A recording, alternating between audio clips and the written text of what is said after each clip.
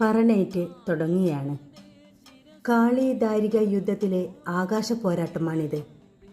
ഭൂമി മുഴുവൻ ദാരികനെ തേടി അലഞ്ഞ ദേവി ആകാശത്ത് വെച്ച് ദാരികനെ കാണുന്നു. തുടർന്ന് രണ്ടുപേരും ആകാശപ്പോര് തുടങ്ങുകയാണ്. അതിനുള്ള ഒരുക്കങ്ങളാണ് ഈ കാണുന്നത്. ആദ്യമായി നിലവിളക്കും ദേവിയുടെ പീഠവും മുകളിലെത്തിക്കുന്നു. ഇനി ദേവിയുടെ വരവാണ്. കൂടി നിൽക്കുന്ന ആയിരക്കണക്കിന് ഭക്തരുടെ ഇടയിലൂടെ ദേവി കടന്നു വരുന്നത് കണ്ടോ? ഭദ്രകാളി അമ്മ കുടികൊള്ളുന്ന തിരുമുടിയാണത്.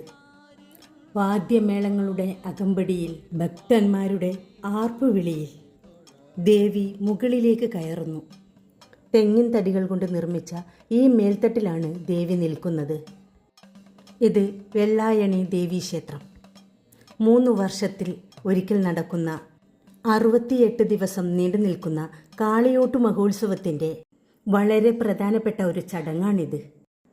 ഉത്സവം ആരംഭിക്കുന്നതോടെ ദേവി ദാരികനെ തേടി ദേശത്തിൻ്റെ വിവിധ ഭാഗത്ത് എത്തുന്നു.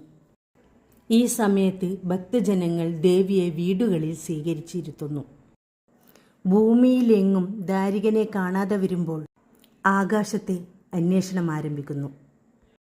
അവിടെ വെച്ച് ദാരികനെ കണ്ടുമുട്ടുകയും യുദ്ധം ആരംഭിക്കുകയും ചെയ്യുന്നു. കാളിയോട്ട് മഹോത്സവത്തിലെ ഏറ്റവും ഗംഭീരമായ ചടങ്ങാണിത്. ഇതാ ദേവി മുകളിലെത്തിക്കഴിഞ്ഞു. ഇനി ഉജ്ജ്വലമായ ആകാശയുദ്ധം.